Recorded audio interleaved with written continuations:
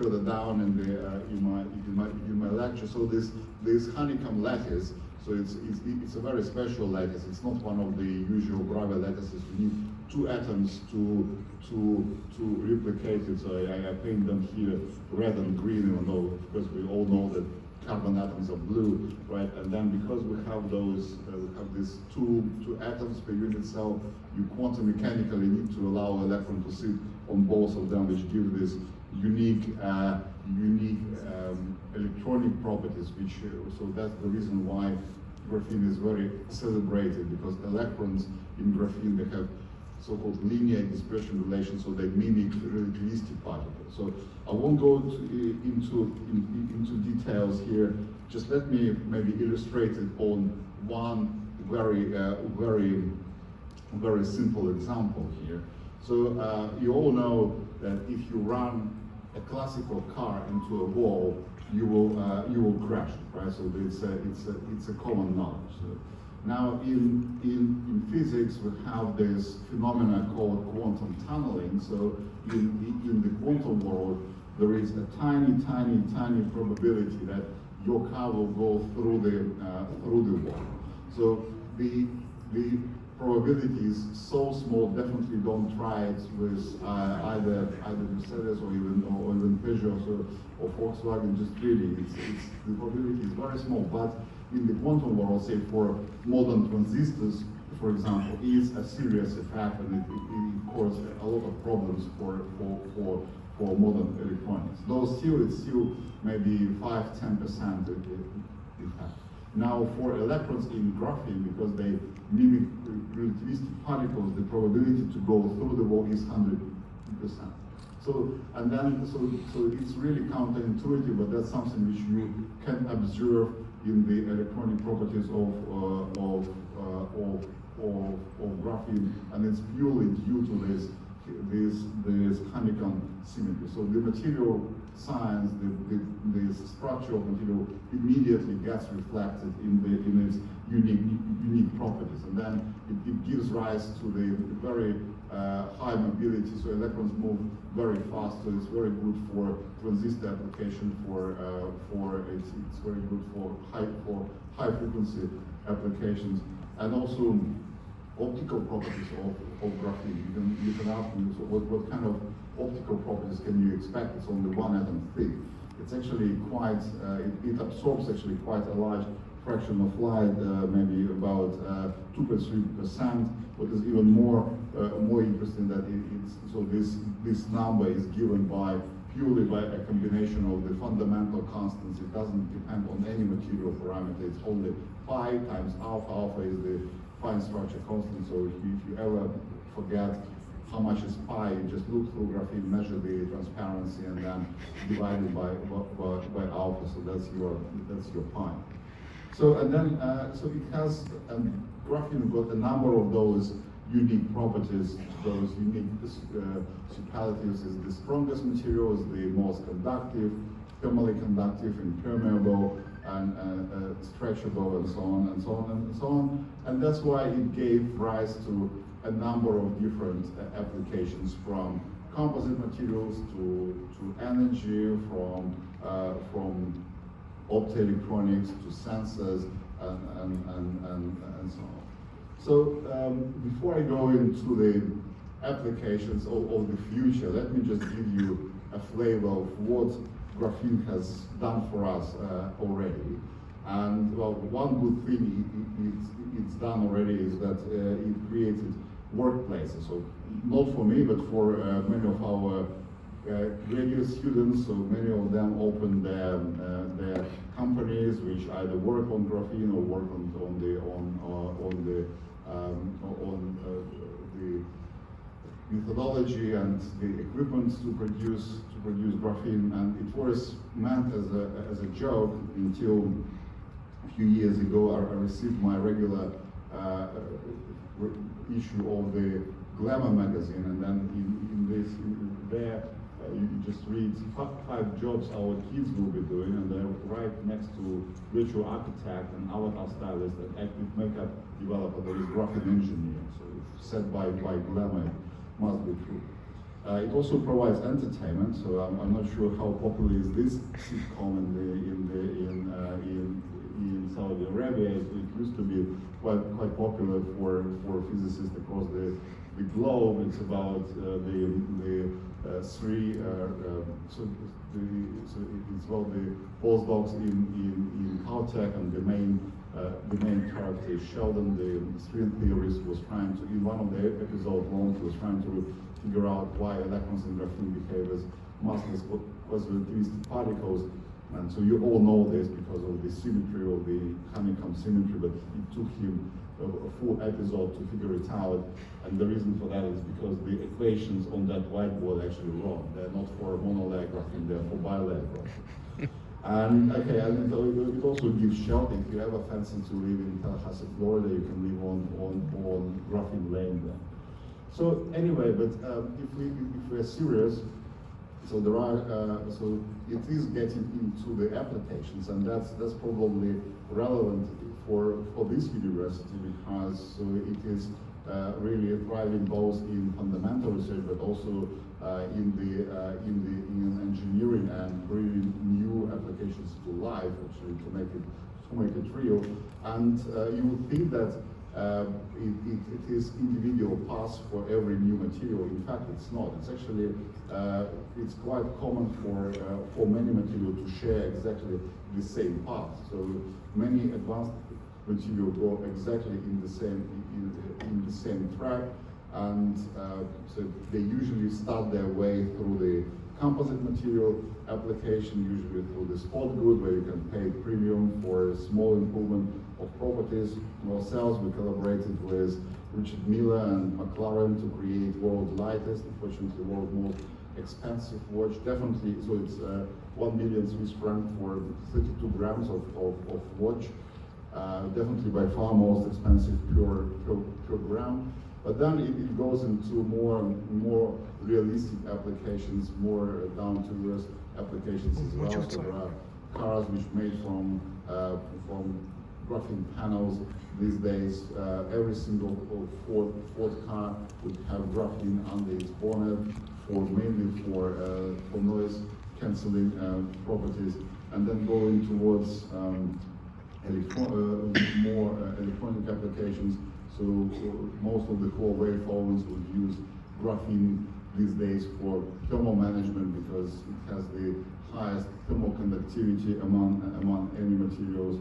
And then we use graphene for the resistance standard. You know that all the electronics which we use needs to be standardized, and it needs to be checked that all the voltages which are produced by your power supplies, all the resistors in the integrated circuits, they are standardized, and they do it by measuring against a standard resistance, which is produced by the so-called quantum Hall effect. You put a two-dimensional material into high magnetic field, and it shows you the quantized value of the resistance. And apparently, graphene is the easiest and the most precise way to measure it, and it's being used across the globe. And if we need to think about future applications, I think the most important are the telecommunications. If we're talking about 6G telecommunications, so then we really need to move towards all optical signal transmission. So you know that the telecommunication is done mainly by the optical fibers, but to modulate the signal, to do something with it, you have to convert it into electronics, and then do something, and then convert back into the optical signal. So ideally, you don't want this conversion. You want all the signal processing to be in the optical domain, and so that's where graphene and other 2D materials would help. And there is quite a lot of work being done on this in this domain in several telecom companies. Now, and maybe the last thing I wanted to mention is that graphene is in fact the thinnest possible membrane. So it's only 1 atom thick, and at the same time, it's completely impermeable for any atoms. At the same time, we can tune it, and we can modify it, and we can make it permeable for certain species.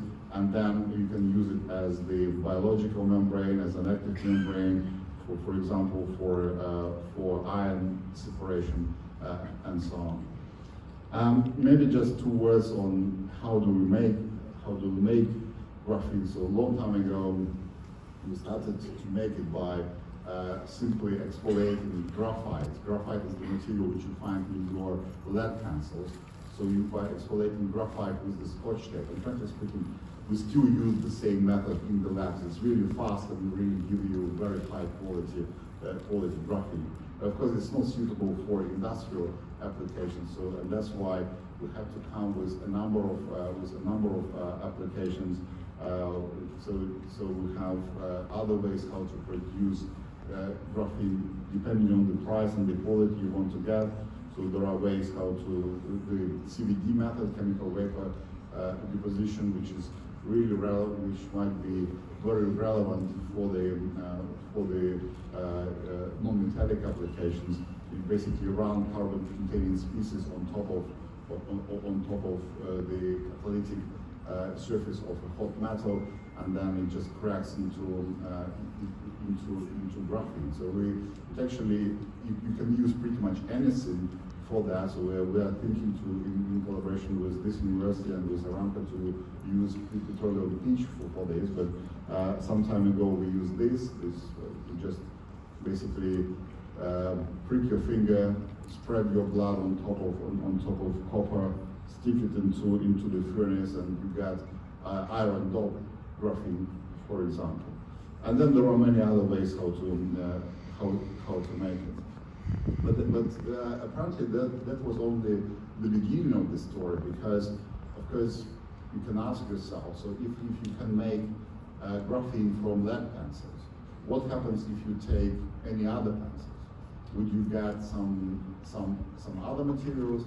And the answer is yes. You actually can create many other two-dimensional crystals. So they are all, the one thing which they all have in common is that they all only 1 atom thick, but at the same time they would cover a huge variety of properties, from the most insulating to semiconducting to semi-metallic, metallics, superconductors, ferromagnets, ferroelectrics, you name it. So we have those two-dimensional materials available to us. And that really gives us a very new opportunity, which is unique in history. Let me just step back a little bit and explain you why it is important. So generally, materials are very important for human development, and we even name the ages we live in by the names of materials, right? So the Stone Age, there was the Bronze Age, the Iron Age, and there is a good question which age we live in now. And maybe for the first time in history we have a choice, because we can call it the digital age, or maybe the silicon age, or the nuclear age. But irrespectively, what we need to do to think about is that maybe we need to make the very, very smart choice, or maybe we shouldn't make a choice at all. Maybe we should really try to adopt many different materials for our technology, because we do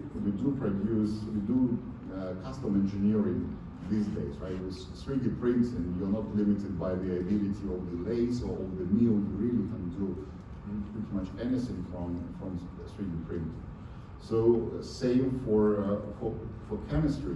For example, you can order whichever DNA you want, just type ATG in your email, send it away. A few days later, you get a DNA just synthesized for you. Can we make it? Can we do the same for materials in general? And so let me just give you an example. Why do we want it? Why might we desire this? So here is so I'll just speak for 1 minute about silicon technology. So here is the periodic table of elements which we used for silicon technology from the beginning until about 1980. So very simple technology. There is silicon, there is phosphorus and boron for doping, aluminum for interconnects, hydrogen, oxygen for passivation.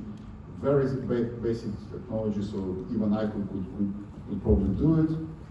Then, as the transistors became smaller and smaller, we started to use copper interconnect, so we needed some diffusion barriers, so we needed some work function matching material. So we started to use a bit more elements in the silicon technology, so we had to adapt it to the new requirement, but still manageable. So these days, we use more than half of the periodic table in our silicon technology. Basically, what started to be a very simple process, we have to adapt and change and adapt again, and now it's extremely complex. So it costs tens of billions of dollars to build one fab. Ideally, you probably would have changed to another material, so which doesn't require all those complications, because it's really complex. It's if you think how many elements is there in your body, we use more elements, more chemical elements in silicon technologies than you have in our biological systems. So, and that's actually very true about many technologies which we adapt in our world. We really rely on only few materials here. So our electronics is all silicon. Construction engineering, we rely on the strength of steel. For airspace, it's mainly aluminum, a bit of titanium. And we don't notice this, but we actually became the slaves of those materials. So if an engineer wants to design, say, a new device, he or she would need to check, okay, what silicon can give me? What's the work function? What's the band gap? What's the work function of silicon oxide? And then design a device within those constraints.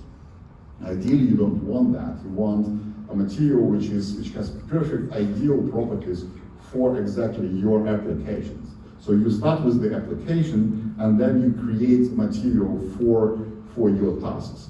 And that's what called the material engineering or designer materials. And we do have those, but it's really those examples are few and far between. Ideally, you really want to create material by scratch, by atom by atom or layer by layer engineering, and then you would be able to really pre-design it. Okay, I want my top layer to be a sensor, the next few layers to be a power supply, solar cell, then logic, then interconnect, and so on and so on and so on.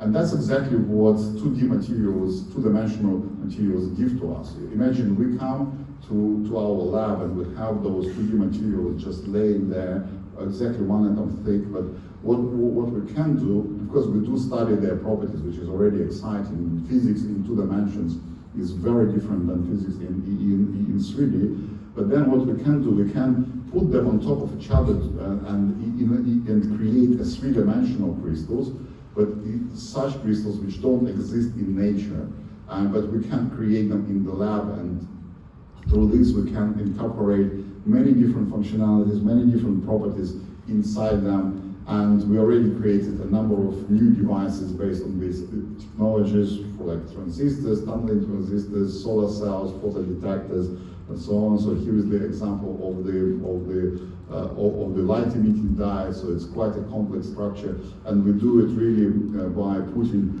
1 atom by 1 atom by 1 atom by 1 atom, and really encoding with very, very high precision the properties of those materials. Even further, you can, so you have very many knobs there. So you take this material and you put another one on top, and then actually not only the kind of materials and how many layers, but actually how do you rotate them is important. So I hope you can see there is, as I rotated, there is a new pattern appears. So, and this pattern is called the Moira pattern. It becomes really important for those applications. So so people make superconductors simply taking 2 materials and rotating them slightly. We also make ferromagnets based on this technology. So we really have a lot of opportunities here in terms of constructing new materials with new properties. So, and I think we were getting into a completely new era with this material design. So we call it the tailored materials. So materials on demand, materials with the predetermined properties. So we don't need to be slaves of the stones, of the bronze, of the iron. So we can create materials which we want and which are better suitable for our applications. Now let me just switch gears here, and in the last 10 minutes tell you what are we actually doing now in the lab, and how can we think about the future. So imagine if you are given really a free hand, and if you would be able to make any materials you want, what do you want from those materials? So if you just make your imagination wild. And so here is not my imagination, it's the imagination of the directors of the Terminator 2 movie, so old movie but still relevant. And the plot is that the robot from the future is sent back to, the future was 2029, is sent back to 1991 to kill Sarah Connor and her son. And the reason I'm showing it to you is that what people dreamed about how robots in 2029 should look like. So they should be flexible, agile, self-healing and so on. So we are in 2022.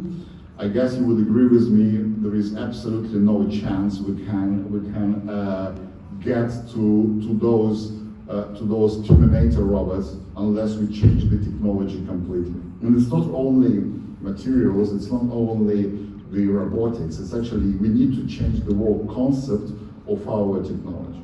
And the biggest problem with our technology that it's so-called top-down functionality, that individual components of bottom-up, they're not functional. So they don't do anything. You really need to assemble it, and then you can create something functional, something which operates. And it's true about the robotics, about the clock working, about the transistors, about membranes, just really about everything. Now, if you think about biological systems, they operate on a completely different pretense. So there, the functionality is spread across all the possible layers. So proteins are functional, the membranes of the cells are functional in their own right. So you can cut a membrane, it will still work. It will still pump I don't know, potassium, or it will still work as a barrier for lithium, for example. And that's what we would like to do, and try to design materials which are active by themselves without the need of the operation system of the computers and so on. And that's what we call the functional, intelligent materials, functional, that they can be programmed to do something, and intelligent, but at least they would have some memory maybe, so that they can learn and memorize. And just to give you one example, so I said that we can produce graphene membranes, and for example, they can be used for water desalination, but say in Singapore, 100% of water is coming from the desalination plants. But then, of course, immediately after desalination, you still need to control the quality of water. So what you do, you put a sensor there, which checks the quality of water, sends the signal to the computer. Computer analyzes the signal, sends the signal to the actuator, which opens or closes the valve. But imagine that we can put all those functions into the membrane itself, so we can have those some composite membranes which measures the quality of water at the same time, changes its conformation, opens or closes the pores, and it acts both as the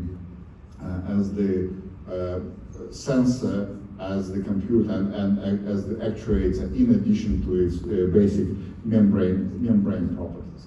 And we're trying to do it for many other applications. So Unfortunately, it's not that simple task. You really have to think outside of the box, because our traditional technology in physics doesn't help us to tackle it.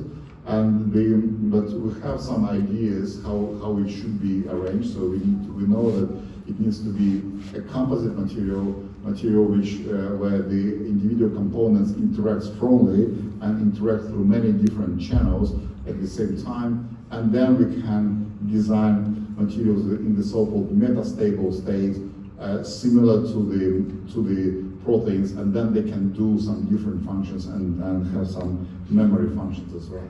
So to this end, we don't only work on 2D material alone. We actually work on a lot of low dimensional materials, 0D like quantum dots, like polymer chains, polyelectrolytes, 2D materials, even some 3Ds like COFs and MOFs, and then some biological materials.